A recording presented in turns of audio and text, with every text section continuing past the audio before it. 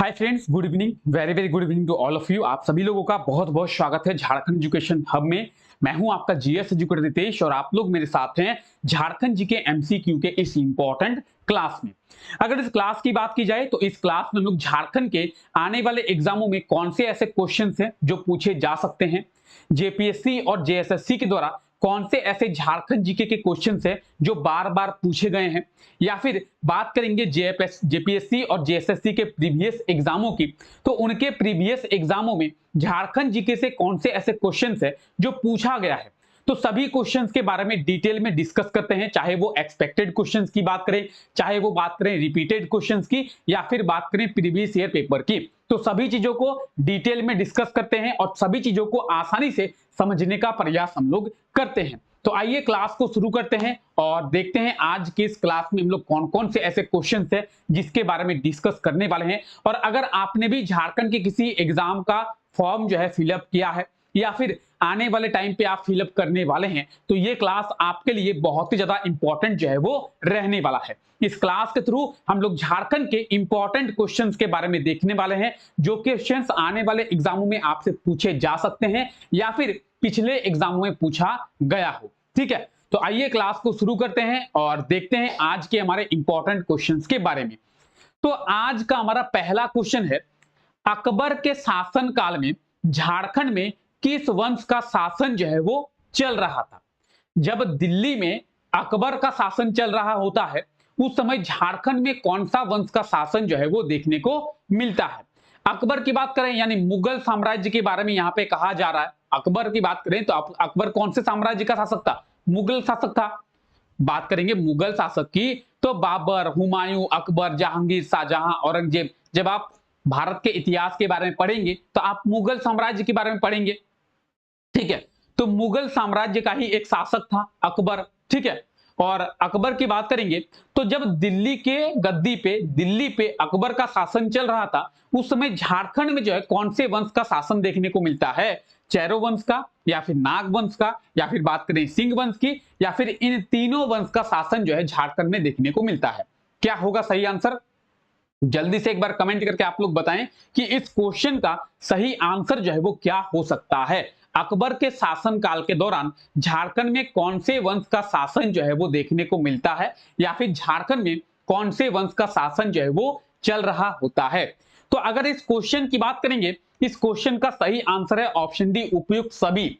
अगर बात करेंगे चैरो वंश की, तो चैरो वंश का शासन आपको पलामू में देखने को मिलेगा। झारखंड के पलामू वाले क्षेत्र में चैरो वंश का शासन देखने को मिलेगा। वहीं बात करेंगे नाग वंश की, तो छोटानागपुर पे आपको नाग वंश का शासन देखने को मिलेगा। और बात करेंगे सिंह वंश की, तो झारखंड के सिंहभूम वाले क्षेत्र में आपको सिंह वंश का शासन जो है देखने को मिलेगा। तो पलामू के क्षेत्र में चैरो वंश, छोटा नागपुर के क्षेत्र में नाग वंश और सिंहभूम के क्षेत्र में सिंह वंश। तो झारखंड में इन तीनों वंश का शासन जो है अकबर के शासन काल के दौरान देखने को मिलता है। उपयुक्त सभी इसका बिल्कुल सही आंसर हो जाएगा, ऑप्शन डी। और अकबर की जब हम लोग बात करेंगे तो 1556 से लेकर 1605 तक अकबर का शासन जो है देखने को मिलता है। कहां पे? दिल्ली में। ठीक है, 1605 तक जो है अकबर का शासन देखने को मिलता है दिल्ली में। और अकबर जब दिल्ली में शासन कर रहा होता है, उस समय झारखंड में चैरो वंश, बात करेंगे नाग वंश और बात करेंगे सिंह वंश, इन तीनों वंश का शासन जो है देखने को मिलता है। अगर बात करेंगे पालामू वाले क्षेत्र की, तो ये है पालामू वाला क्षेत्र। यहाँ पे कौन सा वंश? चैरो वंश। ये कौन सा क्षेत्र है? तो ये क्षेत्र है छोटानागपुर का। यहाँ पे नाग वंश और ये क्षेत्र है सिंहभूम का, तो यहाँ पे सिंह वंश। तीनों वंश का शासन जो है झारखंड में देखने को मिलता है। ठीक है, चलिए आगे बढ़े। आइए, स्वतंत्रता आंदोलन के दौरान महात्मा गांधी झारखंड में कितनी बार आए थे?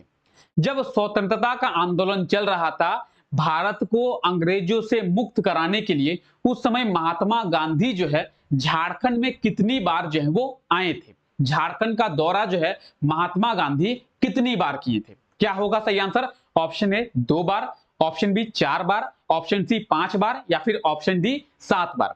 महात्मा गांधी जो है स्वतंत्रता के आंदोलन में झारखंड कितनी बार आए थे? तो जल्दी से एक बार कमेंट करके बता देंगे क्या होगा इसका सही आंसर। ऑप्शन ए, बी, सी या डी, जल्दी से कमेंट करके बताएंगे इसका सही आंसर जो है वो क्या होगा। चारों ऑप्शन में से इसका सही आंसर क्या होगा? ऑप्शन ए 2 बार, ऑप्शन बी 4 बार, ऑप्शन सी 5 बार या फिर ऑप्शन डी 7 बार। तो महात्मा गांधी की अगर हम लोग बात करें, जब स्वतंत्रता का आंदोलन चल रहा है, तो स्वतंत्रता के आंदोलन के समय महात्मा गांधी झारखंड आए थे और महात्मा गांधी जो है 4 बार झारखंड आए थे। कितनी बार? 4 बार। महात्मा गांधी स्वतंत्रता के आंदोलन के समय हमारे झारखंड में 4 बार आए थे। ऑप्शन बी इसका बिल्कुल सही आंसर हो जाएगा। और ये आप देख सकते हैं महात्मा गांधी जो है झारखंड में 4 बार आए थे। तो इस चीज को याद रखना है, महात्मा गांधी जो है 4 बार झारखंड का दौरा किए हैं। ठीक है, और बात करेंगे राज्य के कितने सरकारी स्कूलों में किचन गार्डन का निर्माण जो है वो किया गया जाएगा। झारखंड के कितने सरकारी स्कूलों में किचन गार्डन का निर्माण किया जाएगा। अब ये किचन गार्डन होता क्या है, ये एक बड़ा इंपॉर्टेंट पॉइंट है। आप बोलेंगे सर ठीक है, किचन गार्डन का निर्माण झारखंड के सरकारी स्कूलों में किया जाएगा, लेकिन सर ये किचन गार्डन आखिर होता क्या है, किचन गार्डन का मतलब क्या है? तो किचन गार्डन के बारे में हम लोग प्रॉपर डिटेल में समझेंगे। एक बार आप लोग इसका आंसर कमेंट करके बता दें। जिसको भी इसका सही आंसर मालूम है जल्दी से एक बार कमेंट करके बताएंगे कि इसका सही आंसर जो है वो क्या हो सकता है। झारखंड के कितने सरकारी स्कूलों में किचन गार्डन का निर्माण जो है वो किया जाएगा। जल्दी से बताएं क्या होगा इसका सही आंसर। तो इसके सही आंसर की बात करेंगे, ऑप्शन बी इसका बिल्कुल सही आंसर हो जाएगा 5000। झारखंड के 5000 सरकारी स्कूलों में किचन गार्डन का निर्माण किया जाएगा। ठीक है, आप बोलेंगे ठीक है सर हमें पता चल गया कि 5000 जो झारखंड के सरकारी स्कूल है वहां पे किचन गार्डन का निर्माण किया जाएगा। ठीक है, अब किचन गार्डन क्या होता है सर, क्या मतलब है किचन गार्डन का? देखिए आपको पता है, क्या पता है कि झारखंड के जो भी सरकारी स्कूल है या फिर एक तरीके से कह सकते हैं कि सरकारी स्कूल जो भी है, हम लोग दूसरे राज्यों के बारे में बात नहीं करते हैं। फिलहाल अभी हम लोग झारखंड के बारे में पढ़ रहे हैं तो हम लोग फिलहाल झारखंड के बारे में ही बात करते हैं। झारखंड के जो भी सरकारी स्कूल है वहां पे जो सरकारी स्कूल के छात्र हैं उन्हें भोजन दिया जाता है। ये तो आप सभी को पता होगा। झारखंड के सरकारी स्कूलों में जो उनके छात्र होते हैं उनको भोजन दिया जाता है, ये तो आप सभी को पता होगा। ठीक है, अब इस भोजन का व्यवस्था जो करती है वो सरकार करती है। सरकार क्या कर चाहती है, सरकार चाहती है कि जो भी स्टूडेंट है सरकारी स्कूलों में, जो भी स्टूडेंट पढ़ रहे हैं, जो भी छात्र पढ़ रहे हैं, वो लोग सीखें, क्या सीखें? कृषि करना सीखें। क्या सीखे? कृषि करना सीखे, खेती करना सीखे।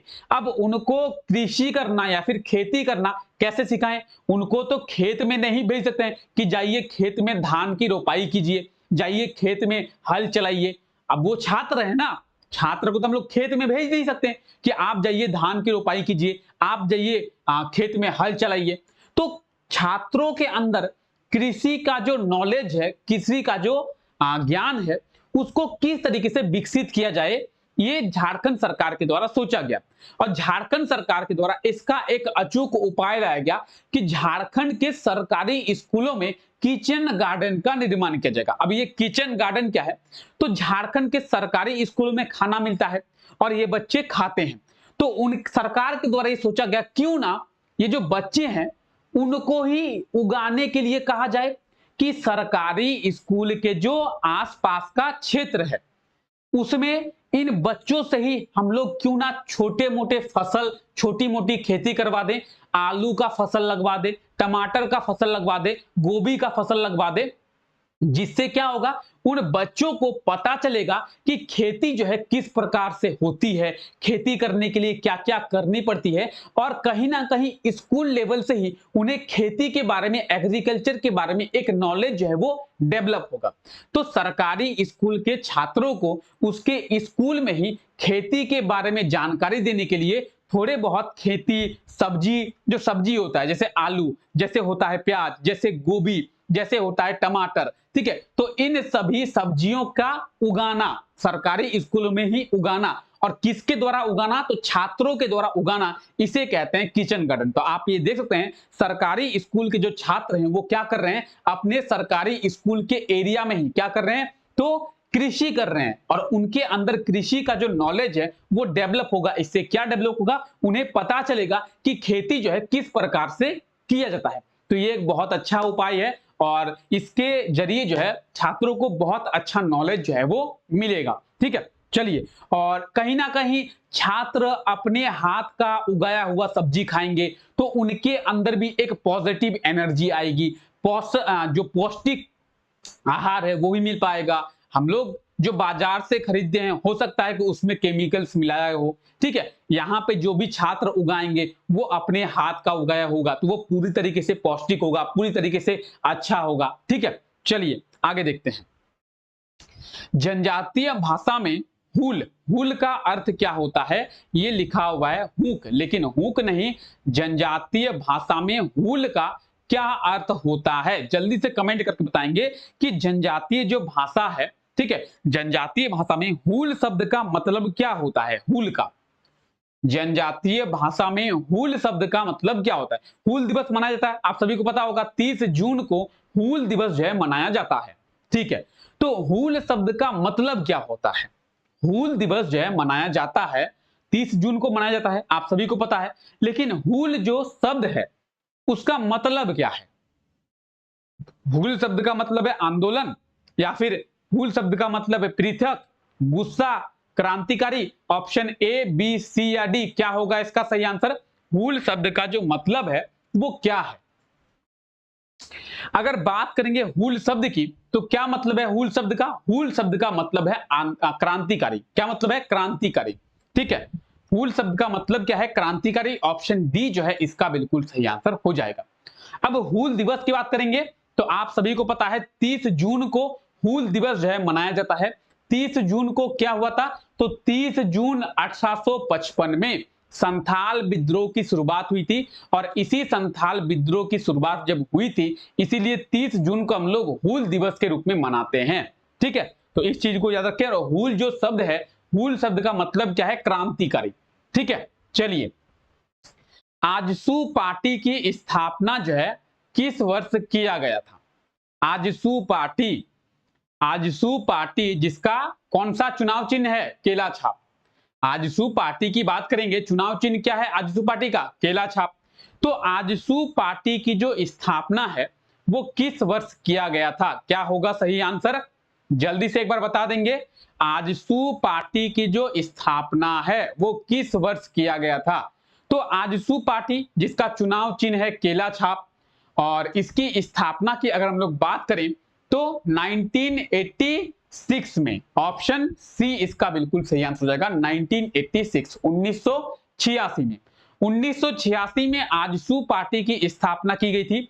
आजसू पार्टी जिसका चुनाव चिन्ह क्या है? केला छाप। और बात करेंगे आजसू की तो AJSU, all Jharkhand student union. A से ऑल, जे से झारखंड, एस से स्टूडेंट और यू से यूनियन। तो ऑल झारखंड स्टूडेंट यूनियन जो है आजसू का फुल फॉर्म है। 1986, 1986 में आजसू पार्टी की जो स्थापना है वो किया गया था। ठीक है, तो इस चीज को आप लोग याद रखेंगे। आइए अगला क्वेश्चन है, हाल ही में IIT बॉम्बे के द्वारा एक सर्वे किया गया और इस सर्वे के अनुसार वर्ष 2060 तक झारखंड के कितने % एरिया पे जो पेयजल है उसकी समस्या जो है वो आ जाएगी? तो जल्दी से देखें क्वेश्चन क्या है, एक बार आप लोग डिटेल में क्वेश्चन पढ़ें और उसके बाद आप लोग कमेंट करके आंसर दे क्या होगा इसका सही आंसर।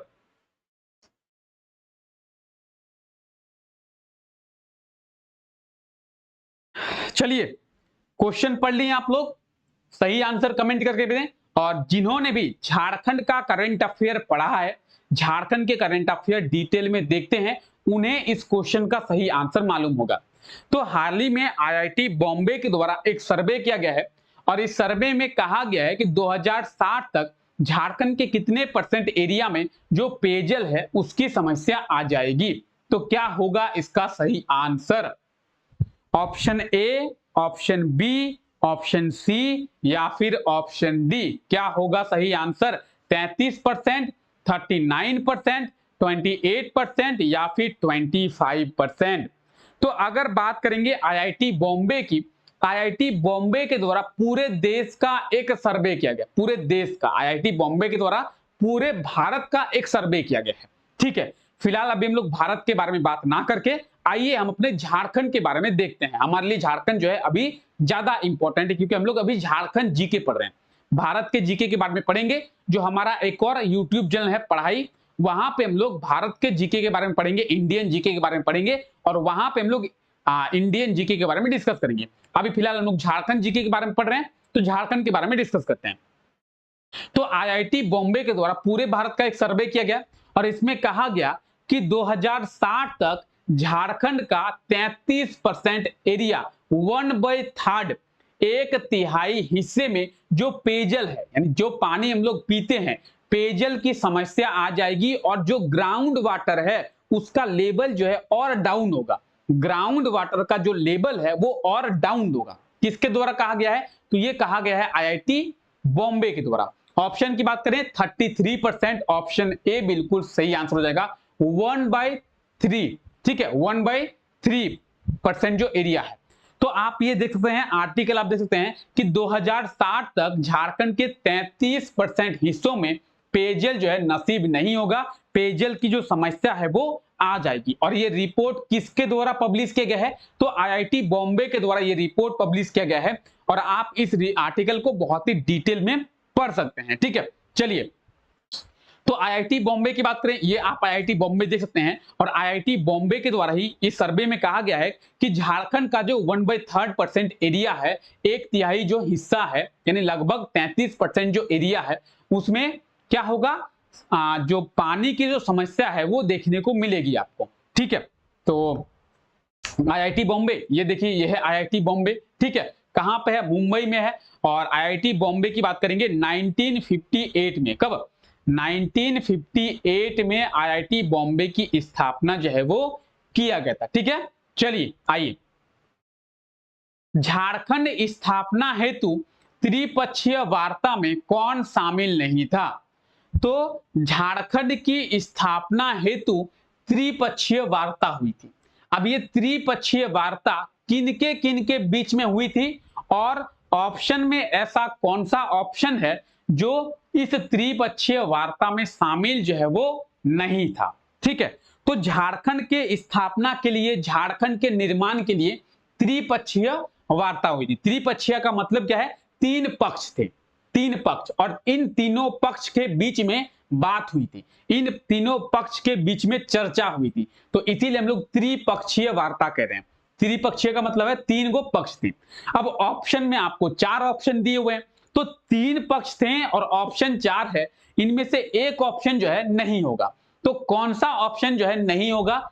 और वही ऑप्शन हमारा बिल्कुल सही होगा। जो ऑप्शन नहीं होगा वही ऑप्शन हमारा सही होगा। तो क्या होगा सही आंसर? बिहार सरकार शामिल नहीं थी, केंद्र सरकार शामिल नहीं थी, आजसू पार्टी जो है शामिल नहीं थी, या फिर जेएमएम पार्टी शामिल नहीं थी। त्रिपक्षीय वार्ता जो झारखंड की स्थापना के लिए हुआ था, उसमें कौन सी पार्टी है, कौन सा ऐसा ऑप्शन है जो शामिल नहीं था? क्या होगा सही आंसर? किसी को पता है? किसी को पता है?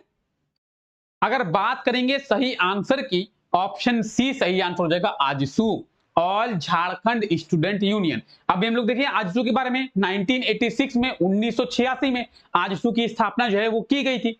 ठीक है, तो बात करेंगे झारखंड के निर्माण की, झारखंड की स्थापना की, तो झारखंड की स्थापना के लिए त्रिपक्षीय वार्ता हुई थी और त्रिपक्षीय वार्ता में 3 पक्ष थे। तो 3 पक्ष कौन कौन थे? पहला पक्ष था केंद्र सरकार, सेंट्रल गवर्नमेंट, और उस समय केंद्र में बीजेपी की सरकार थी, तो बीजेपी सरकार जो है पहला पक्ष।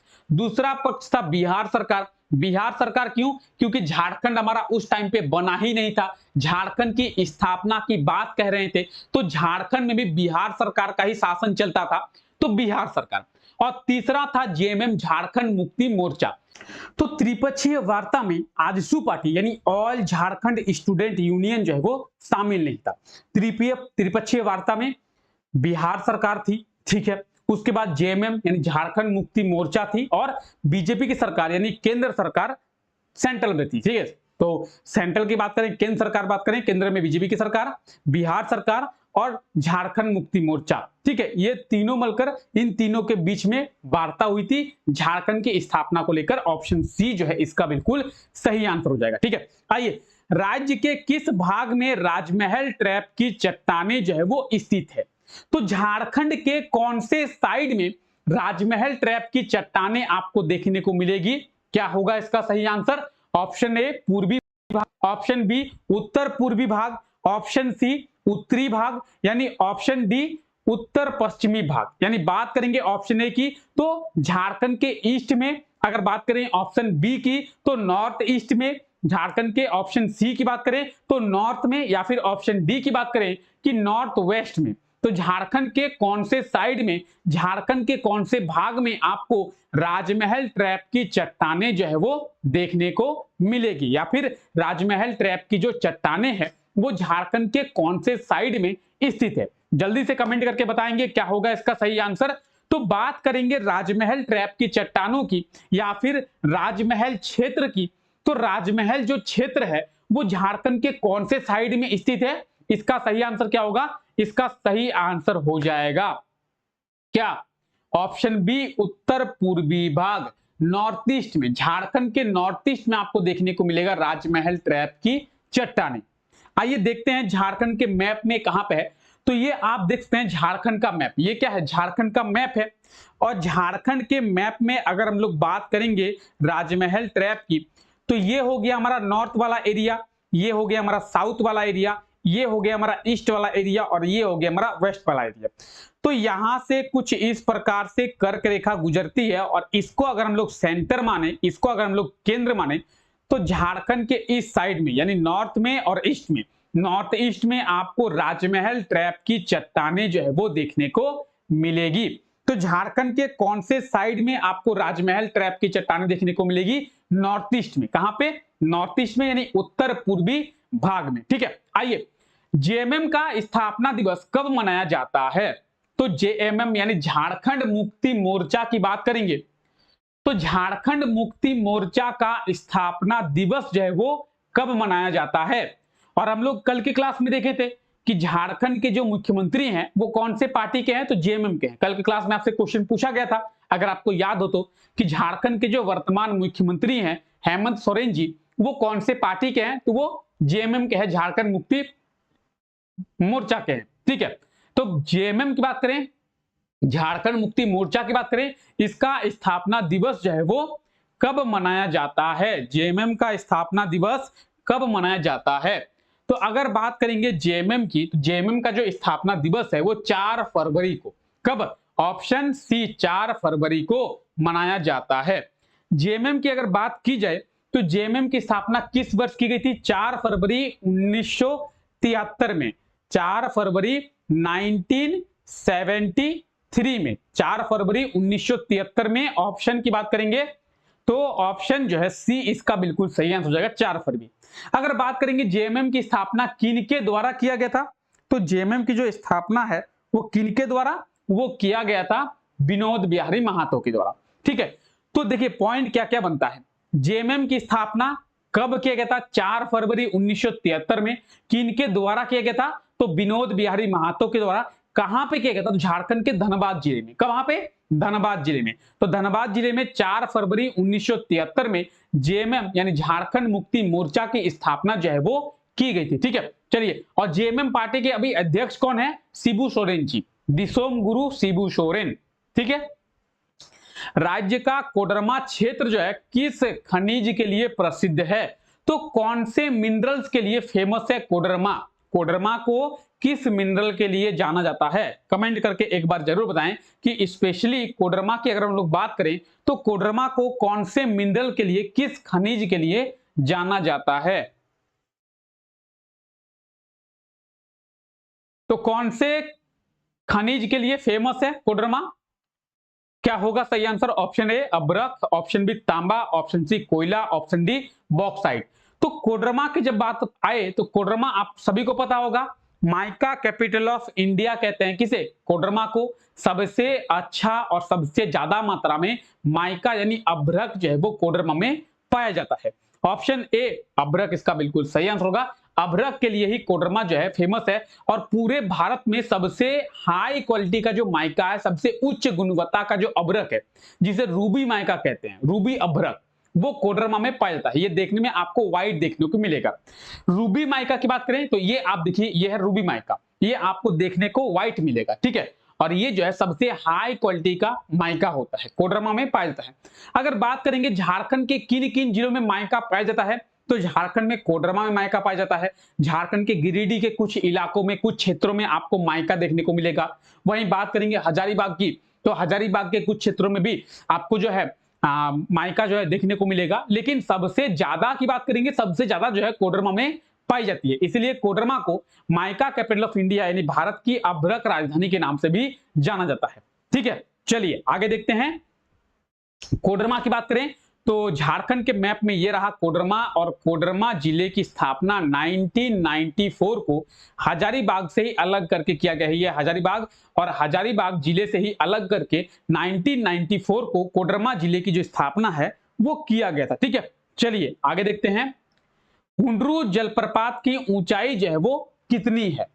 तो हुंडरू जो वाटरफॉल है कहां पे है? रांची में है, आप सभी को पता होगा। इसके हाइट के बारे में पूछा जा रहा है कि हुंडरू वाटरफॉल का जो हाइट है वो कितना है। आपको यह भी पता होना चाहिए कि हुंडरू जो वाटरफॉल है ये झारखंड का सेकेंड हाईटेस्ट वाटरफॉल है, ठीक है। हुंडरू वाटरफॉल झारखंड का सेकेंड हाईएस्ट वाटरफॉल है, झारखंड का दूसरा सबसे ऊंचा जलप्रपात। अगर बात करेंगे कि झारखंड का हाईएस्ट वाटरफॉल कौन सा है, झारखंड का सबसे ऊंचा जलप्रपात कौन सा है, तो वो हो जाएगा लोढ़ा घाट या फिर बूढ़ा घाट। उसे लोढ़ा घाट के नाम से भी जानते हैं, इसे बूढ़ा घाट के नाम से भी जानते हैं। कहां पे है? लातेहार जिले में है। और बात करेंगे लोढ़ा घाट की, तो वो जो है झारखंड का सबसे हाईएस्ट वाटरफॉल है, ठीक है। उसकी ऊंचाई कितनी है? 143 मीटर। अगर हुंडरू जलप्रपात की बात करें तो 98 मीटर, इसका बिल्कुल सही आंसर हो जाएगा ऑप्शन ए। हुंडरू जलप्रपात की बात करें, हुंडरू वाटरफॉल की बात करें तो इसका जो हाइट है, इसकी टोटल हाइट जो है 98 मीटर है। ये आप देख रहे हैं हुंडरू वाटरफॉल कहां पे है? ये रांची में है।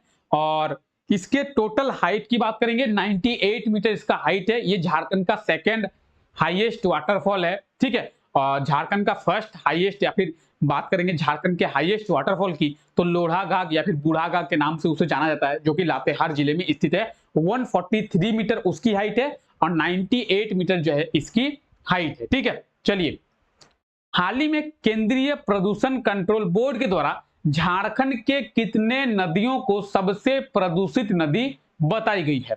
तो CPCB, central pollution control board, क्या? सेंट्रल पोल्यूशन कंट्रोल बोर्ड, केंद्रीय प्रदूषण कंट्रोल बोर्ड। और झारखंड में क्या है? झारखंड में है झारखंड पोल्यूशन कंट्रोल बोर्ड। तो झारखंड में है झारखंड पोल्यूशन कंट्रोल बोर्ड, और पूरे देश की देखरेख कौन करता है? तो सेंट्रल पोल्यूशन कंट्रोल बोर्ड यानी केंद्रीय प्रदूषण कंट्रोल बोर्ड। तो बात करेंगे सीपीसीबी की, इसके द्वारा झारखंड के कितने नदियों को सबसे प्रदूषित नदी जो है वो बताई गई है? क्या होगा सही आंसर? जल्दी से बताएंगे क्या होगा इसका सही आंसर? जल्दी से कमेंट करके बताएंगे इसका सही आंसर जो है वो क्या होगा। सेंट्रल पोल्यूशन कंट्रोल बोर्ड के द्वारा झारखंड के कितने नदियों को सबसे प्रदूषित नदी जो है वो बताई गई है? तो बात करेंगे सेंट्रल पोल्यूशन कंट्रोल बोर्ड की, केंद्रीय प्रदूषण कंट्रोल बोर्ड की, तो उसके द्वारा झारखंड के 2 नदियों को सबसे प्रदूषित नदी बताई गई है। और सेंट्रल पोल्यूशन कंट्रोल बोर्ड के द्वारा इन 2 नदियों को नदी ना कहकर नाला कहा गया है, नाला। ये इतनी ही प्रदूषित है। ऑप्शन की बात करें, ऑप्शन ए जो है इसका बिल्कुल सही आंसर हो जाएगा 2। अब ये 2 नदी कौन कौन सी है? सोनरेखा नदी और हरमू नदी। कौन कौन सी नदी? सोनरेखा नदी और हरमू नदी। और झारखंड का सबसे गंदा नदी, झारखंड का सबसे प्रदूषित नदी कहा गया है हरमू को, और दूसरा सबसे प्रदूषित नदी कहा गया है सोनरेखा को, और नाला कहा गया है। अगर आप लोग रांची जाएंगे तो रांची जाते जाते आपको रांची में नामकुम एंटर करने से पहले आपको सोनरेखा नदी देखने को मिलेगी। अगर आप बाई ट्रेन रांची जाएंगे तो आपको नामकुम जो स्टेशन है, नामकुम स्टेशन के थोड़े से पहले आपको जो है सोनरेखा नदी देखने को मिलेगी। और वही नदी को आप देखकर अंदाजा लगा सकेंगे कि क्यों सोनरेखा नदी को झारखंड का सबसे प्रदूषित नदी या फिर नाला कहा गया है, ठीक है। तो देखिए, आप सोनरेखा नदी की हालत देख रहे हैं। यह है झारखंड का स्वर्ण रेखा नदी। कौन सी रेखा नदी? स्वर्ण रेखा नदी। और आप हालत देखकर ही समझ सकते हैं कि क्यों सेंट्रल पोल्यूशन कंट्रोल बोर्ड के द्वारा इसे झारखंड का प्रदूषित नदी कहा गया है और नाला के रूप में इसे क्यों बताया गया है। तो आप हालत देखकर ही समझ सकते हैं कि हम लोगों ने मिलकर इस नदी को कितना ही गंदा किया है और ये नदी नहीं नाला बन गया है। अब आप इस तस्वीर को देख रहे हैं, इस तस्वीर में आपको क्या दिखाई दे रहा है? तो आप बोलेंगे सर ये तो नाला है। ये नाला नहीं है, बल्कि ये क्या है? ये है हरमू नदी। कौन सी नदी है? ये है हरमू नदी। तो आप ये जो नदी देख रहे हैं ये नाला नहीं है, ये नदी है। आप लोग सोच रहे होंगे सर आप हमें नाला का तस्वीर क्यों दिखा रहे हैं? ये नाला नहीं है, ये है हरमू नदी और इसे झारखंड का सबसे प्रदूषित नदी कहा गया। देखिए हालत, हरमू नदी की हालत देखिए। और इससे थोड़ा सा बेहतर है, हालांकि बेहतर तो हम लोग कह ही नहीं सकते हैं। ये देखिए स्वर्णरेखा नदी, हम लोग क्या ही बेहतर कहें स्वर्णरेखा नदी को। आप देख ही सकते हैं स्वर्णरेखा नदी की हालत। तो हरमू और स्वर्णरेखा को झारखंड की सबसे प्रदूषित नदी बताई गई है। किसके द्वारा? सेंट्रल पोल्यूशन कंट्रोल बोर्ड के द्वारा। ठीक है, आइए, झारखंड का सबसे अधिक साक्षरता वाला जिला कौन सा है? झारखंड के किस जिले में सबसे ज्यादा लिटरेसी रेट जो है वो पाई जाती है? तो सबसे ज्यादा लिटरेसी रेट झारखंड के किस जिले में पाई जाती है? सबसे अधिक साक्षरता वाला जिला जो है झारखंड का कौन सा है? क्या होगा सही answer? Option A Ranchi, option B Dhanbad, option C Bokaro या फिर ऑप्शन डी ईस्ट सिंहभूम, पूर्वी सिंहभूम। क्या होगा सही आंसर? तो जल्दी से कमेंट करके बताएं इसका सही आंसर जो है वो क्या होगा। झारखंड का सबसे अधिक साक्षरता वाला जिला जो है वो कौन सा है? रांची, धनबाद, बोकारो या फिर ईस्ट सिंहभूम। तो क्या होगा इसका सही आंसर? जल्दी जल्दी कमेंट करें आप लोग। अगर बात करेंगे झारखंड का सबसे अधिक साक्षरता वाला जिला तो ये हो जाएगा आपका ऑप्शन ए रांची। रांची में झारखंड में सबसे ज्यादा लिटरेसी रेट जो है वो पाई जाती है। रांची में सबसे ज्यादा लिटरेसी रेट जो है वो पाई जाती है। ये रहा मैप में रांची और रांची में सबसे ज्यादा लिटरेसी रेट जो है आपको देखने को मिलेगा। तो सबसे अधिक साक्षरता वाला जिला कौन सा है? वो हो जाएगा रांची। ठीक है, मैथन डैम का निर्माण किस वर्ष किया गया था? तो मैथन डैम कहां पे है? धनबाद जिले में है। आपको धनबाद में देखने को मिलेगा। धनबाद में जो झारखंड और वेस्ट बंगाल का बॉर्डर है वहां पे आपको देखने को मिलेगा मैथन डैम। हालांकि धनबाद में मैथन डैम भी है और पंचेत डैम भी है। ठीक है, और दोनों डैम जो है डीबीसी के द्वारा ही चलाया जाता है। यहाँ पे डीबीसी के द्वारा हाइड्रो पावर प्लांट को भी चलाया जाता है। तो मैथन डैम की बात करें या फिर मैथन हाइड्रो पावर प्लांट की बात करें तो इसकी जो निर्माण है, इसकी जो स्थापना है, कब किया गया था, किस वर्ष किया गया था? क्या होगा इसका सही आंसर? तो इसके सही आंसर की बात करेंगे, क्या होगा सही आंसर? मैथन डैम कहां पे है? धनबाद जिले में है और इसका सही आंसर होगा ऑप्शन है 1958, 1958 में। मैथन डैम यानी मैथन जल विद्युत परियोजना या फिर मैथन हाइड्रो पावर प्लांट जो है वो कहां पे है? धनबाद में है और इसकी स्थापना जो है 1958 में डीबीसी के द्वारा, दामोदर वैली कॉर्पोरेशन के द्वारा किया गया था।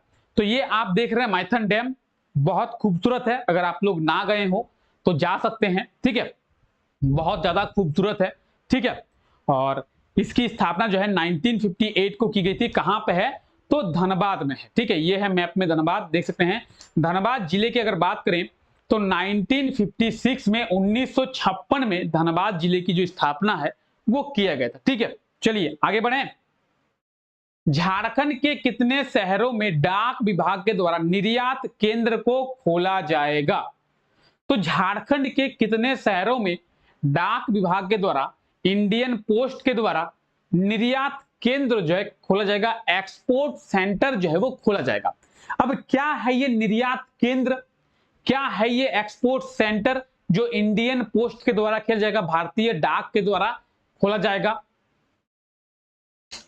तो बात करेंगे डाक विभाग की। डाक विभाग के द्वारा झारखंड के 2 शहरों में निर्यात केंद्र खोला जाएगा, एक्सपोर्ट सेंटर खोला जाएगा। एक्सपोर्ट सेंटर है क्या? मान लेते हैं कि अभी आपको भारत से अमेरिका जो है कोई सामान जो है वो भेजना है और आप कहां रहते हैं? झारखंड में रहते हैं और झारखंड से आपको अमेरिका में कुछ सामान जो है वो एक्सपोर्ट करना है। ठीक है, तो आप झारखंड से एक्सपोर्ट कर पाएंगे? नहीं कर पाएंगे। क्यों नहीं कर पाएंगे? क्योंकि झारखंड में कोई भी पोर्ट नहीं है। पोर्ट नहीं है मतलब बंदरगाह नहीं है। क्यों नहीं है? क्योंकि झारखंड हमारा किसी भी समुद्र के साथ बाउंड्री को टच ही नहीं करता। समुद्र के साथ बाउंड्री को टच नहीं करता, इसलिए झारखंड में पोर्ट नहीं है, बंदरगाह नहीं है। इसका मतलब कि आप जो है झारखंड से किसी भी देश को, दूसरे देश को सामान एक्सपोर्ट नहीं कर सकते हैं। आपको अगर नियरेस्ट जाना होगा तो कोलकाता जाना होगा। कोलकाता में पोर्ट है, कोलकाता में बंदरगाह है, तो वहां से आपको क्या करना पड़ेगा? एक्सपोर्ट करना पड़ेगा। झारखंड में तो बंदरगाह है नहीं, लेकिन अब जो है झारखंड से भी एक्सपोर्ट किया जाएगा, ये चीजें संभव होगी। इंडियन पोस्ट के द्वारा झारखंड में एक्सपोर्ट सेंटर का निर्माण किया जाएगा। झारखंड के 2 शहरों में, कहां कहां पे? तो जमशेदपुर में और दुमका में। झारखंड की फाइनेंस कैपिटल जमशेदपुर, झारखंड की सब कैपिटल दुमका। ठीक है, तो झारखंड की फाइनेंस कैपिटल जमशेदपुर और झारखंड की सब कैपिटल दुमका में 2 निर्यात केंद्र यानी एक्सपोर्ट सेंटर को खोला जाएगा, जहां से आप आसानी से दूसरे देशों में चीजों को एक्सपोर्ट कर पाएंगे। किसके द्वारा? भारतीय डाक विभाग के द्वारा, इंडियन पोस्ट के द्वारा इसे जो है खोला जाएगा। ठीक है, तो आपको समझ में आ गया होगा एक्सपोर्ट सेंटर यानी डाक विभाग निर्यात केंद्र का मतलब क्या है, झारखंड में कहां पे निर्यात केंद्र को खोला जाएगा, किसके लिए खोला जाएगा और क्यों खोला जाएगा। तो बहुत ही अच्छे से आपको जो है सभी चीजें समझ में आ गई होगी। अगर आपको अभी भी कोई डाउट है, किसी भी क्वेश्चन में कोई डाउट रहा हो, कोई भी ऐसा क्वेश्चन है जो आपको समझ में ना आया हो, तो आप कमेंट बॉक्स में कमेंट कर दे कौन सा क्वेश्चन है जो आपको समझ में नहीं आया और उस क्वेश्चन में कौन सा ऐसा चीज है जिसके बारे में आपको अच्छे से समझ में नहीं आया, आपका डाउट है। और जो भी आपका डाउट है उसे नेक्स्ट क्लास में बहुत ही आसानी से रिजॉल्व करने का ट्राई जो है वो किया जाएगा। तो आई होप सो कि आज का ये क्लास आप लोगों को अच्छा लगा है। क्लास अगर आप लोगों को अच्छा लगा है तो क्लास को लाइक करना ना भूले, ठीक है, और क्लास को अपने दोस्तों के साथ भी शेयर करें। रोजाना रात को 9 बजे ये क्लास होती है, तो रोजाना रात को 9 बजे जुड़ना ना भूले मेरे साथ में इस क्लास में, जहां पर हम लोग झारखंड जीके के इंपॉर्टेंट क्वेश्चंस के बारे में देखते हैं। तो चलिए फिलहाल आज के लिए इस क्लास को हम लोग यहीं तक रखते हैं। आप सभी का बहुत बहुत शुक्रिया इस क्लास का हिस्सा बनने के लिए। मिलते हैं आप लोगों से नेक्स्ट क्लास में, तब तक के लिए thank you, take care, bye bye.